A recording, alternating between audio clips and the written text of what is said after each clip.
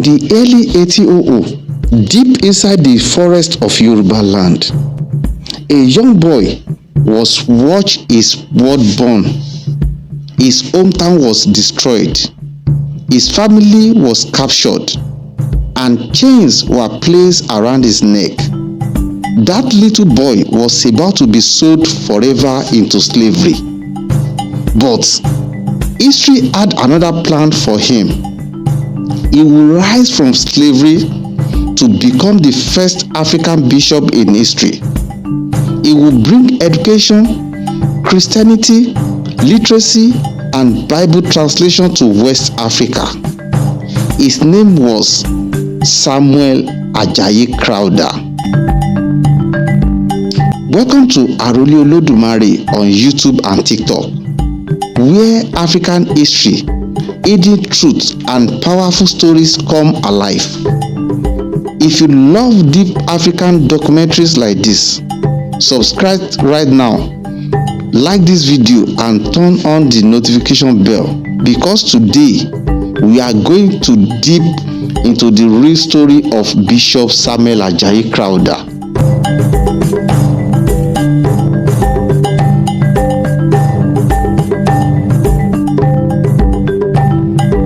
Samuel Ajayi Crowther was born around 1807 in Oshogun town, near present-day Oyo State, Nigeria. At that time, Nigeria did not yet exist as one country. The land was divided into kingdoms and empires. The Yoruba Empire, the Benin Kingdom, the Hausa city-states, and many others.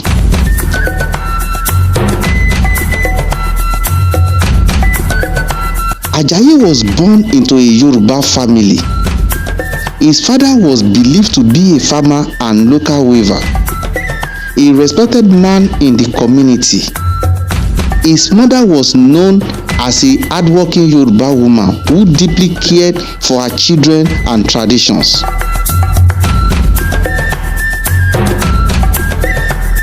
But the world around them was changing rapidly. West Africa had become one of the biggest centers of the slave trade. For hundreds of years, millions of Africans were being captured and sold. Entire villages disappeared overnight. Families were broken forever. And the nightmare was coming closer to Ajayi's home.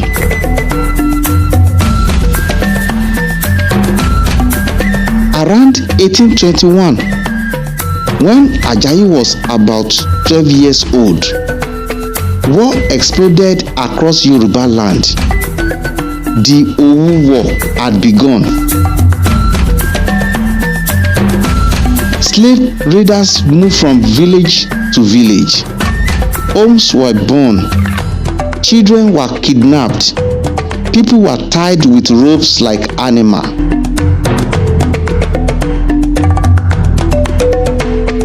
One terrible day, Ajayi's hometown was attacked.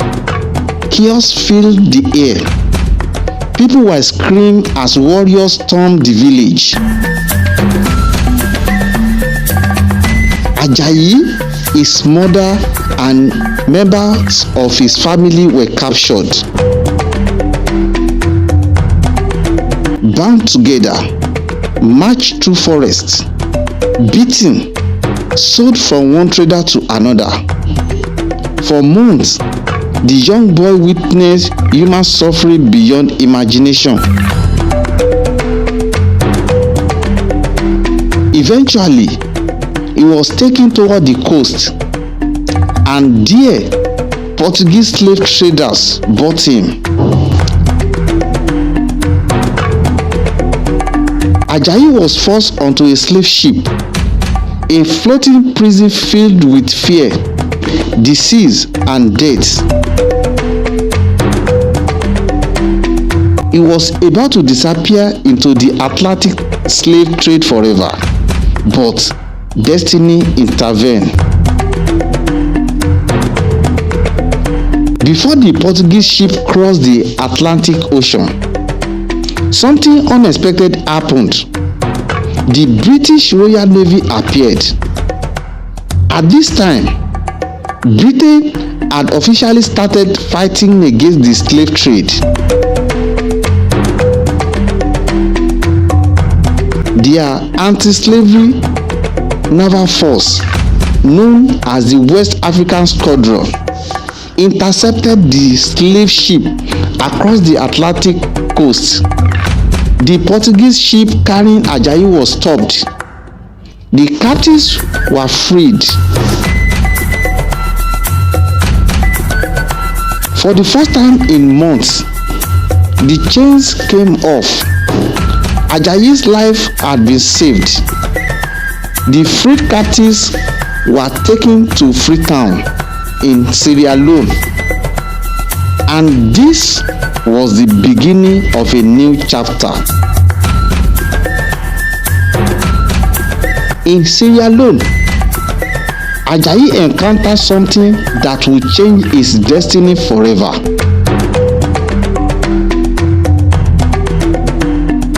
Education. Christian missionaries began teaching the rescued slaves how to read, how to write, and how to speak English.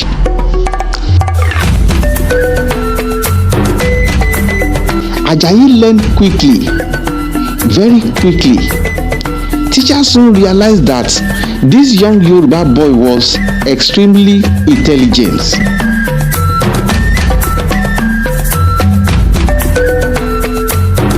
In 1825, he was baptized into Christianity, and during baptism, he received a new name, Samuel Crowther. The name Crowther came from an Anglican clergyman. From that day forward, Ajayi became known as Samuel Ajayi Crowther. But unlike many others, Samuel never forgot where he came from. He understood African languages, African traditions, and African suffering, and that would later make him one of the most important Africans in modern history. As Samuel grew older, he became deeply passionate about language and education. At that time, many African languages had never been fully written down. So, Samuel began one of the greatest work of his life.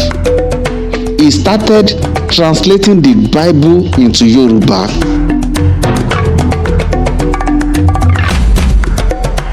This was revolutionary because for the first time, many Yoruba people could read religious texts in their own language.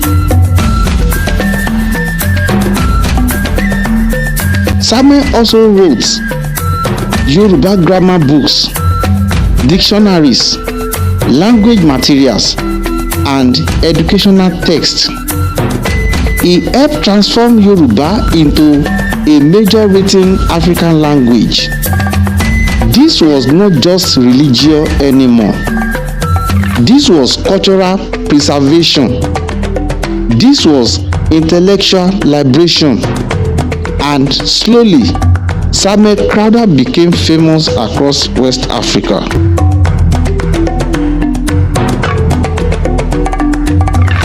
From the 1840s onward, Samuel traveled across West Africa.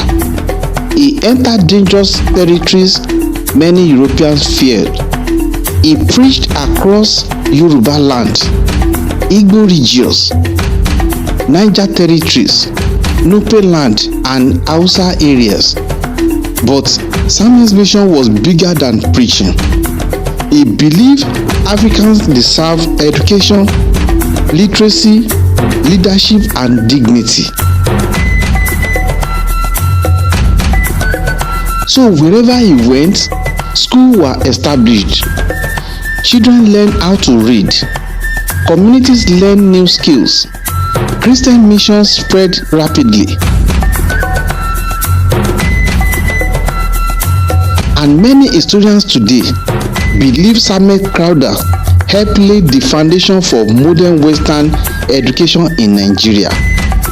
Without him, education in many parts of Nigeria may have developed very differently.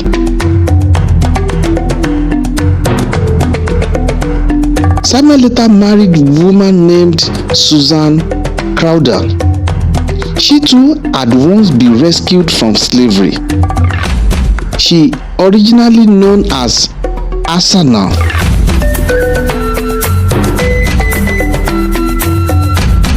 she came from a Muslim background before converting to Christianity.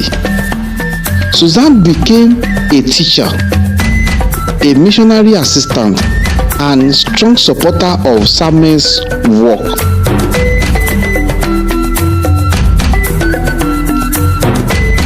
Together, they built one of the most influential Christian families in West African history.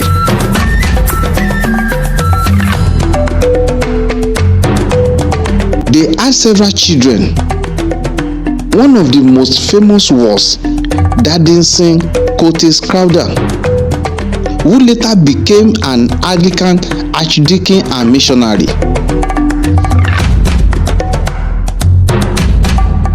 Another important family connection came through his daughter Abigail, because Samuel Crowther later became the grandfather of Abat Macaulay, one of the founding fathers of Nigerian nationalism. Many Samuel Crowther's family influenced religion, education, and Nigerian politics. Then came the moment that changed African church history forever.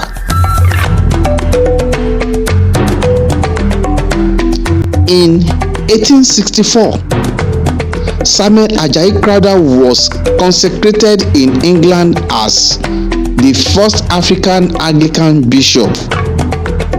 This was historic. At a time when Europeans looked down on Africans, Samuel Crowther stood before the world as a bishop.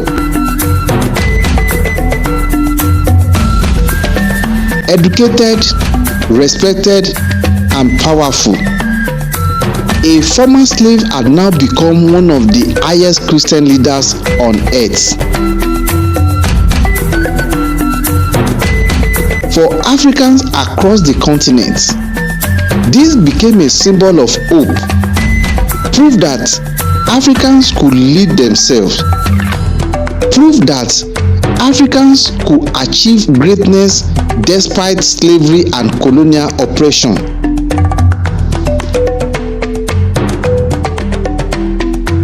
But Samuel's greatest battle were not over. Even after becoming bishop, many European missionaries still refused to fully trust African leadership. Racism poisoned the church system.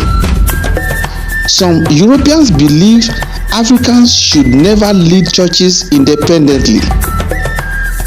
Many of Samuel's African workers were removed unfairly. His authority was slowly weakened. The man who gave his life to Christianity was humiliated by the same institution he served.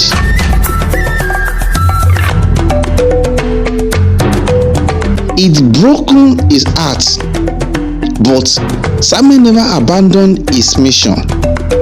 He continued preaching, he continued teaching, and translating until old age.